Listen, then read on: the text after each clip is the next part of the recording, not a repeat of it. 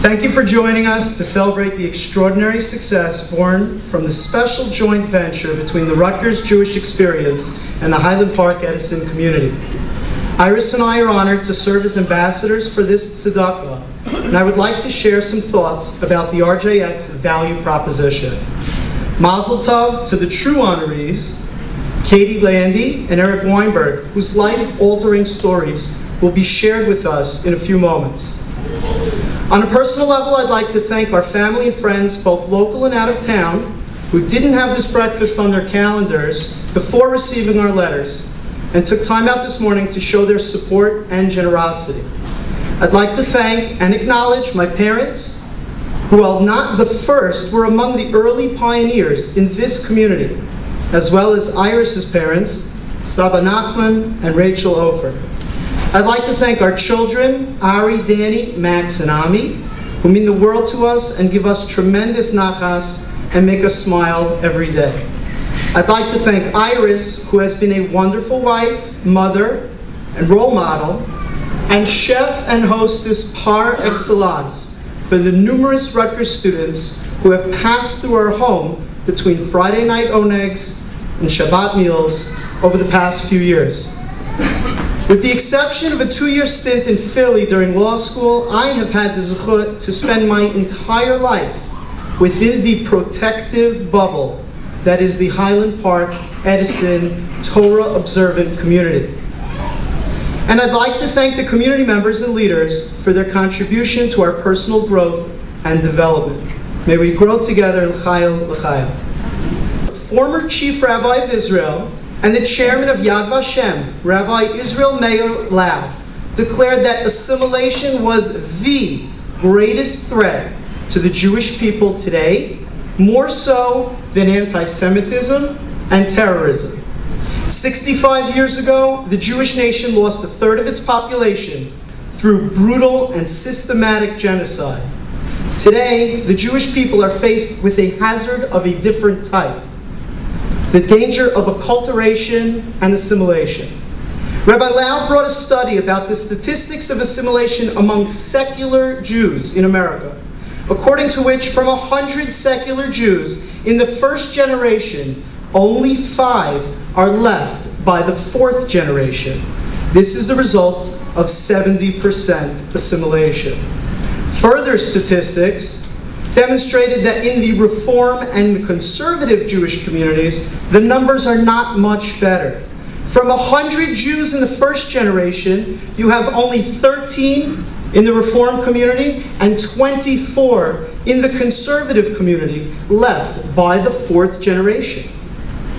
However, in Orthodox families, from 100 Jews, you have 2,587 by the 4th generation. We are fortunate to live within an enclave of Torah values. For most of us, our daily challenge is to finance life within the bubble. Yeshiva, summer camp, Batei Knisiyot, Bikur Cholim, Tomchei Shabbos, a community kollel, and so on. Why? Because we believe in the bubble. We want to keep our Masorah strong and our children insulated. We do everything to try to ensure that our children and grandchildren will carry the mantle of Torah values as our parents and grandparents did before us. College. For most, college is a crossroads. It's a time to experiment, a time to open one's mind to a world of different ideas and perspectives, a time to try new things. These are all deeply frightening propositions from a frum parent's perspective. College is fraught with risks and dangers to our own children as they are exposed in varying degrees to secular life outside the protective bubble for the very first time.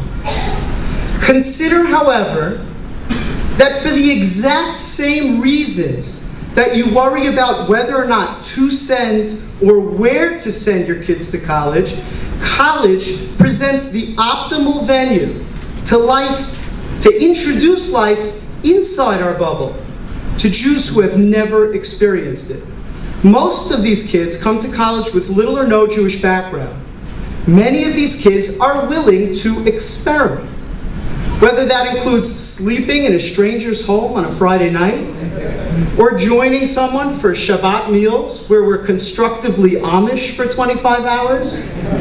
It does take some guts, it honestly does. And many of them don't understand. And the first question on a Friday night for a 20-year-old who's never experienced any of this before is why? Why are you having me? Why are you hosting me?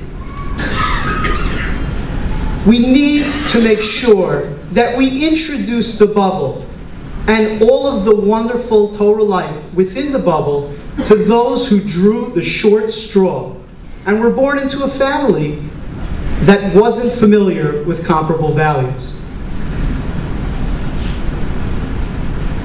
These students will never be more open than now, during the college years, to a world of different ideas and perspectives. It's now that they begin to formulate their own framework and blueprint for their adult lives. College is the lechatchila optimal time for kiruv. Yesterday we read Parshas Bahar. Perek Kafhei Pasuk Lamed Hei reads V'chi yamuch achicha umatay yado imach v'hechezakta bo ger v'toshav v'chai imach. If your brother becomes impoverished and his means falter in your proximity, you shall strengthen him, proselyte or resident, so that he can live with you.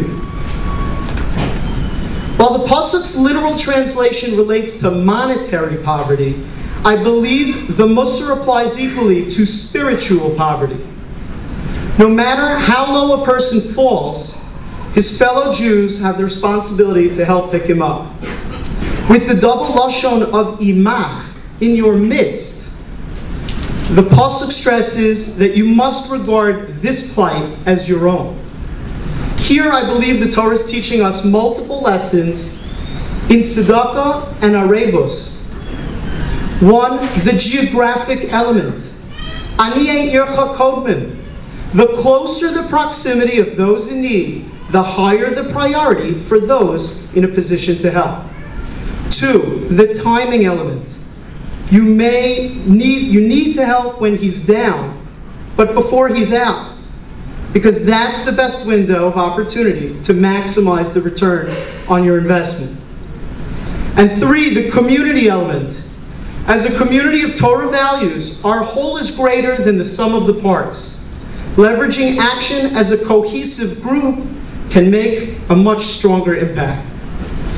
We have a great responsibility, not only as Frum Jews generally, but as the Highland Park Edison community in particular. Imach, in your midst. There are roughly 5,000 Jews spending 4 or so years in college, less than 1 mile from our homes, from our shuls, from our Shabbos tables. So I have 2 questions, 2 options. Quit our day jobs and start trying to save Jewish lives next door? Or shutfus, partnership. Partner with a couple who has already done exactly that. Now I'm going to go out on a limb and embarrass a couple of friends a little bit. Rabbi Yehoshua Lewis grew up Josh Lewis in the leafy suburb of Great Neck, New York.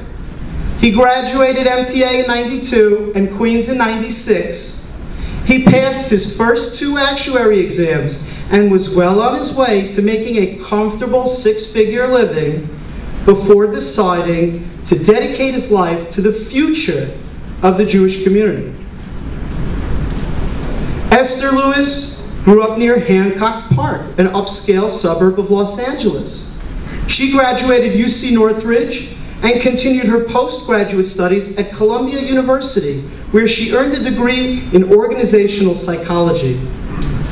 She then went on to the field of management consulting, where she was well on her way to making a comfortable 6-figure living before deciding to dedicate her life to the future of the Jewish community. Corporate America's loss was our community's gain, as talented and ambitious couple, together with others like the Goldbergs and the Grossmans, elected to put their money where their mouth is, in dedicating their lives, Yomam V'Layla, to Kiruv Rechokim right here in our backyard. These are special people, and we have the privilege and opportunity to partner with them to fulfill our outreach obligations as individuals and as a community. Through a clever mix of programming, which includes lectures, Chavrusa study, Shabbatonim, Onegs in Highland Park, weekend retreats in the mountains, summer trips to Israel, all of which cost serious money, RJX is producing astounding results and is becoming a model for campus kiruv across the country. In a few short years, RJX has brought 50 or 60, perhaps more neshamot back to Yiddishkeit, and there's a lot more work to do. The interest level for Jews on campus at Rutgers in RJX programming is skyrocketing, and we have a tremendous opportunity to grow the revenue side of the ledger to meet those needs. This happened in no small part due to the unique partnership between RJX and our warm and generous community under the leadership of our Rabbanim, who have been deeply supportive and vocal in this effort. In 2008, we hosted a parlor meeting on behalf of a classmate of mine who I hadn't seen in 15 years. Very few people had heard of RJX at the time, and our hope was, and our ask, was that the community would adopt this tzedakah as one of our own core community tzedakot. What might have looked like a speculative investment just a few years ago has turned into a blue-chip enterprise yielding extraordinary dividends. On behalf of Iris and the kids, thank you very much to School of Mitzvot.